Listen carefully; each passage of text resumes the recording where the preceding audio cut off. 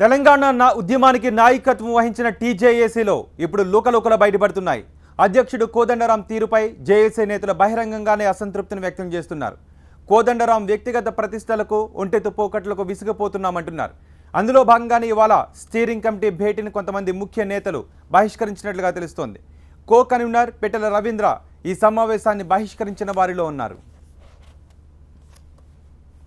మొండి పట్టుదలకు పోయి Kodandaram one man షోగా వ్యవహరిస్తున్నారు అనే ఆరోపణలు వినిపిస్తున్నాయి. తమను పోలీసులు అరెస్ట్ చేసినా కనీసం పరామర్శించడానికి కూడా కోదండరాం రాలేదని పిట్టల రవీందర్ ఆవేదన వ్యక్తం చేస్తున్నారు. కోర్టు అనుమతి ఇచ్చిన చోట ర్యాలీ నిర్వహించకుండా మొండిగా వ్యవహరించారని కోదండరాం వైఖరిని తప్పుపడుతున్నారు.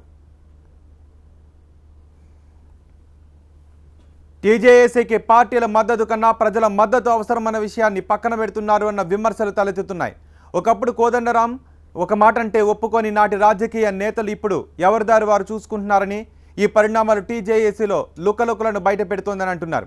టీజేఏసీ అంటే కోదండరాం ఆయనతో పాటు కలిసి నడిచిన కొన్ని రాజకీయ పార్టీలు మాత్రమే కాదు, తెలంగాణలోని అన్ని ఉద్యోగ సంఘాలు, 400కు పైగా ప్రజా సంఘాలు. కానీ ఇప్పుడు రాజకీయ పార్టీలే కాదు, ఉద్యోగ సంఘాలు, ప్రజా సంఘాలు కూడా కోదండరాంకు కాస్త దూరంగానే ఉంటున్నాయి.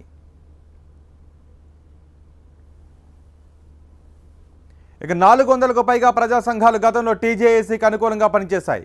కానీ అవే సంఘాలు ఇప్పుడు 10కి మించి కోదండరాంతో లేవు అన్న వాదన కూడా ఉంది.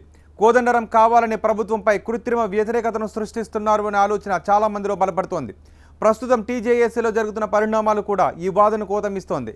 అందుకే ఆయన వ్యూహాన్ని వారు పూర్తిగా సమర్థించే పరిస్థితుల్లో లేరు.